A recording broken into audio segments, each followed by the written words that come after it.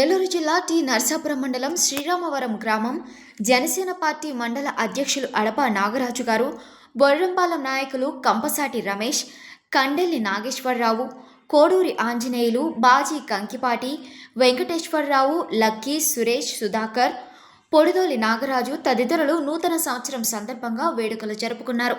ఈ సందర్భంగా మండల అధ్యక్షులు అడప నాగరాజు గారు మాట్లాడుతూ అందరికీ నూతన సంవత్సర శుభాకాంక్షలు తెలిపారు.